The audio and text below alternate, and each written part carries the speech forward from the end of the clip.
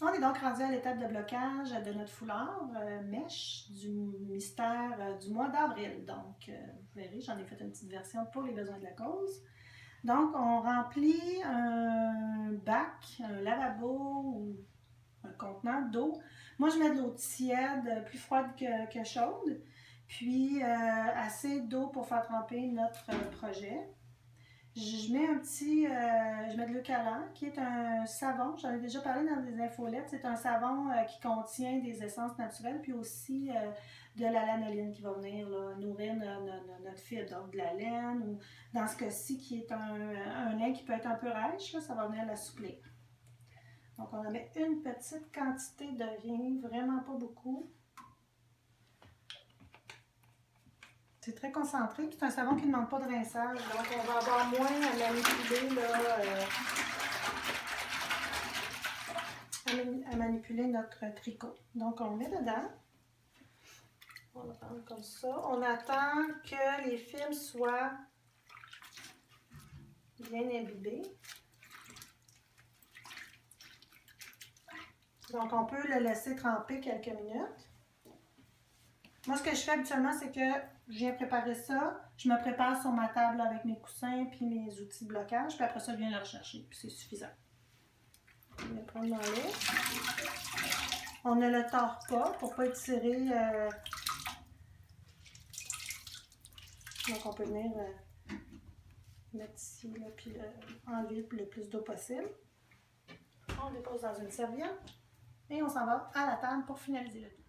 On est donc ici, on a notre foulard qui est mouillé, bien imbibé. C'est sûr que vous, ça va être plus grand, donc plus grande serviette.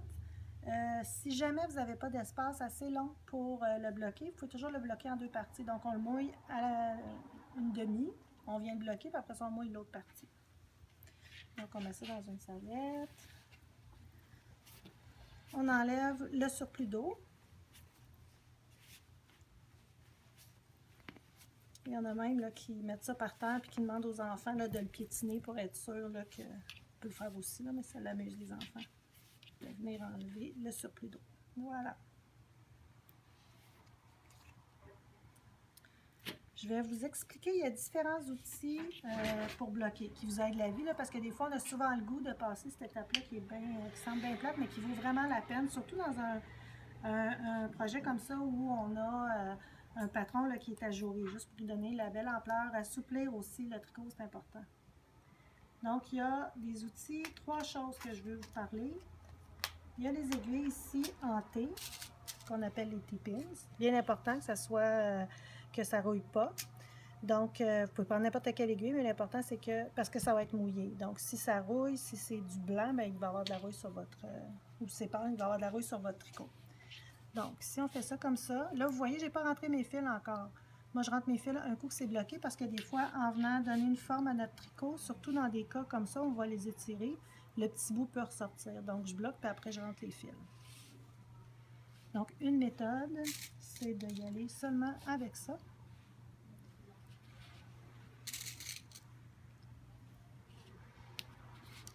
Oups. Ça. Donc, je tire un fil.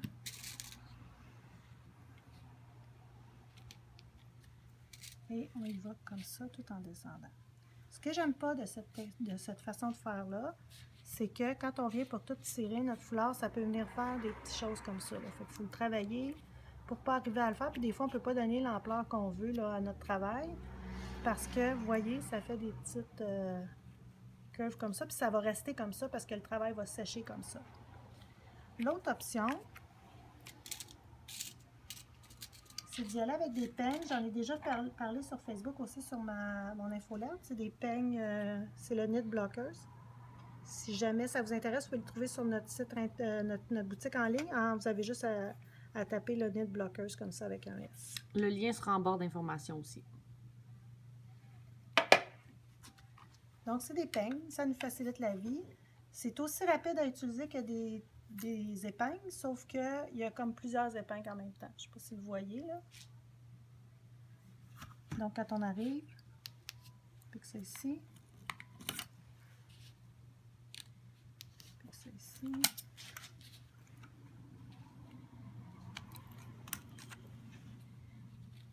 Donc, c'est ce qu'on cherche à faire au niveau du blocage, là, de venir donner toute l'ampleur à notre motif. Petit inconvénient pour cette façon de faire-là, pour les foulards, on s'entend que vous avez ça dans votre boîte, fait que peut-être vous pourriez faire un tiers, peut-être une demi de votre foulard, mais vous n'en auriez pas d'autres. Il vous manqueriez de peigne pour le faire. Parce que si on les distance trop, ça peut toujours se faire.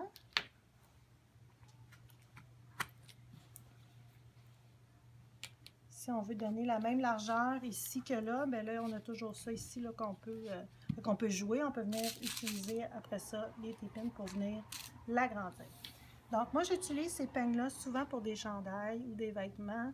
J'ai une bande de boutonnage, j'ai quelque chose que je ne veux pas qui frisote, ben on va utiliser ça. Puis je viens juste l'asseoir comme ça, fait que c'est simple, c'est rapide. Puis ça fait super bien. C'est sûr que pour bloquer un châle, un grand foulard, tout ça, pour bien venir étirer, c'est pas l'outil là idéal. Je vais faire ça rapidement. On va passer, je fais l'anguille, à ce que j'utiliserais si j'avais à bloquer. Donc, c'est des câbles à bloquer qu'on appelle. On est donc rendu à travailler avec les câbles de métal. Donc, ils sont flexibles, comme vous voyez. Donc, si on a un châle en rond ou, je sais pas, un col ou peu importe qu'on a besoin là, de venir rendre flexible, on le fait flexible. On va jouer avec les aiguilles. Je vais vous montrer comment. Là. On va l'épingler pour bien tenir la tension. Donc, le but avec ces câbles-là, c'est de venir entourer notre travail pour être capable de bien le mettre en place. Donc, je vous montre, j'en ai déjà fait aux 3 côtés. Donc, il m'en reste un côté ici. Je vous montre de le faire. Il n'y a rien de scientifique, comme je dis souvent. L'important, c'est d'aller jusqu'à nos coins pour avoir un beau travail qui est carré. Donc, je m'en viens ici. Puis, on s'installe. Puis là, on passe. Comme si on faufilait finalement notre travail. Mais on le fait avec notre broche de métal. On rentre ici, on sort là. Ça peut être plus ou moins grand.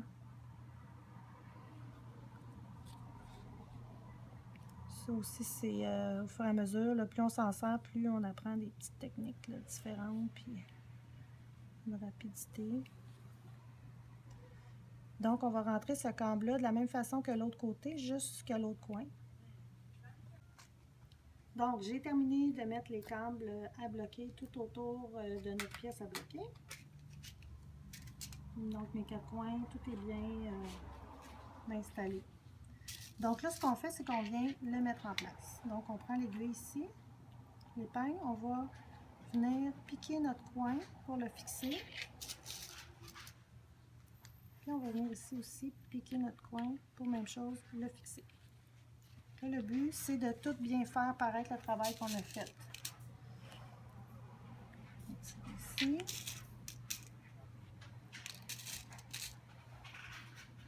Une autre ici.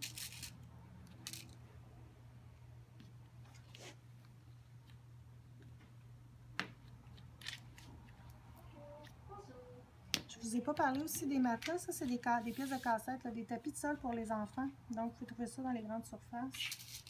C'est 4 par paquet, donc vous en avez là, pour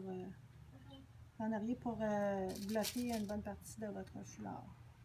Sinon, matelas, par terre, tapis.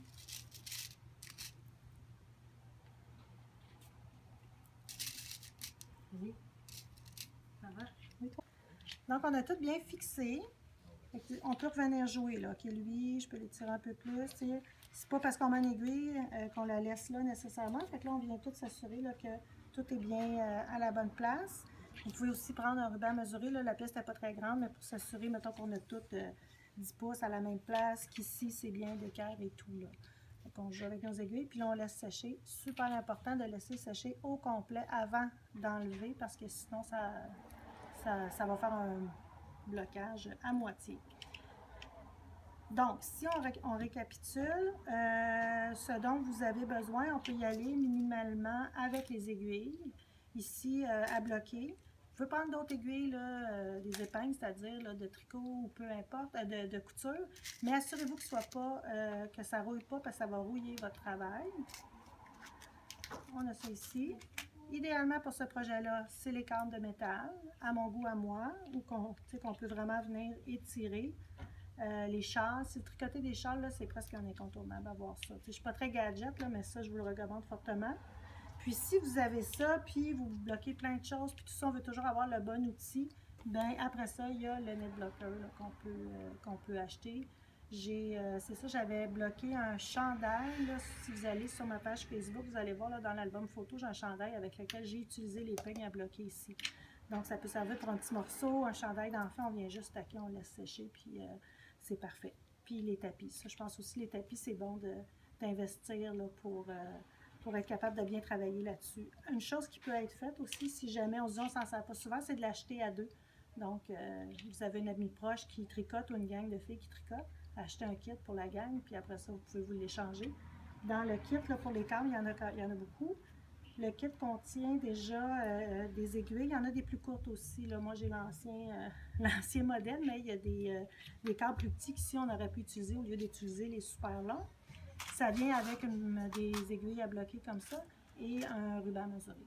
Donc, si jamais, j'espère que ça vous éclaire. Si vous avez des questions, gênez-vous pas, écrivez-nous. Facebook, par courriel, boutique en ligne, on a un chat en ligne aussi, puis ça va nous faire plaisir de vous aider. Surtout, montrez-nous des photos de votre réalisation. Merci.